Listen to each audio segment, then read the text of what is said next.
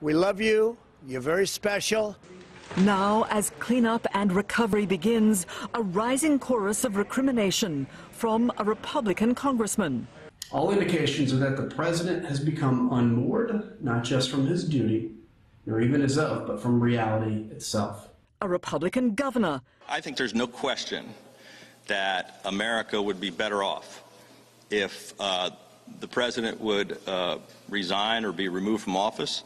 And the Democratic leadership. If there were no President Trump, this would not have happened, plain and simple. The fish stinks from the head. The vice president can invoke the 25th Amendment today, and if the cabinet votes, he's gone. They should do it now. If the vice president and the cabinet do not act, the Congress may be prepared to move forward with impeachment. Elaine Chao, who's married to Republican Senate leader Mitch McConnell, the first cabinet secretary to resign in protest. Education Secretary Betsy DeVos, the second. President-elect Biden denouncing the president. And I wish we could say we couldn't see it coming. But that isn't true.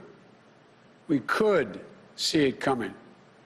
The past 4 years, we've had a president who's made his contempt for our democracy, our Constitution, the rule of law clear in everything he has done.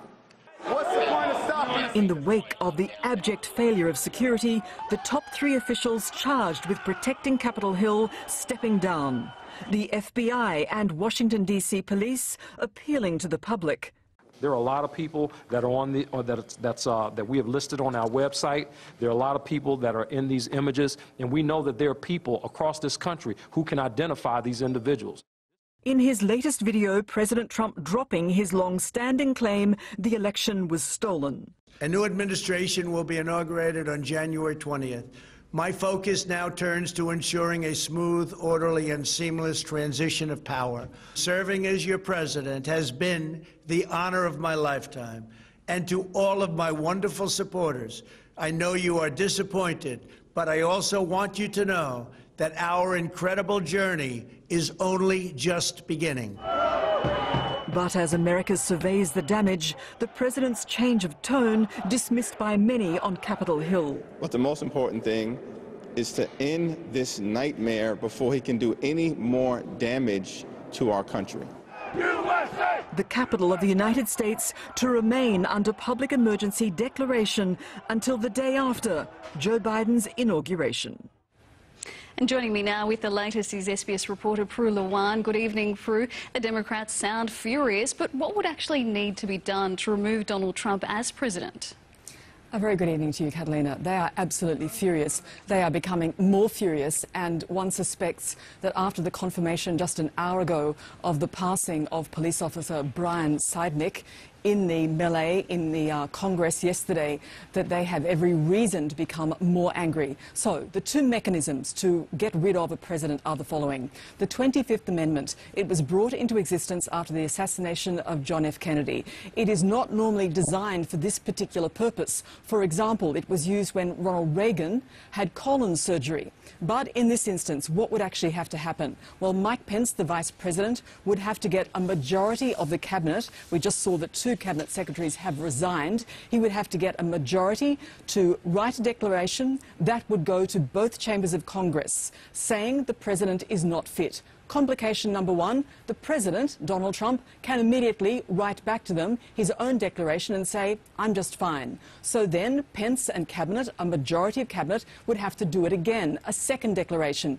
They have 4 days to do that. And then, over the coming 21 days, Congress, by a 2/3 majority, can get rid of the president. Now, clearly, the advantage in that scenario is, in the 21 days, which goes past the inauguration, Pence would be the acting president. Pence's people have said he's not interested.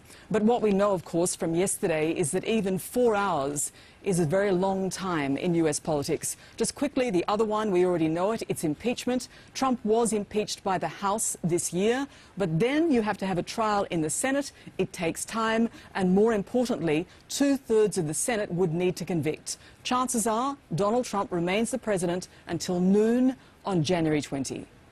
Absolutely fascinating, Prue. We heard Donald Trump in your story claiming it's only just the beginning. So where does this leave Republicans? Catalina, we have no idea, but we do know that Republicans are running for cover after yesterday. For example, Ted Cruz. Now, he was the Senate Republican from Texas who was one of those people leading the objectors to the certification of the vote yesterday, as a result of which Trump had his rally, and to coincide with it, rather, and then we had the confrontation on the Hill.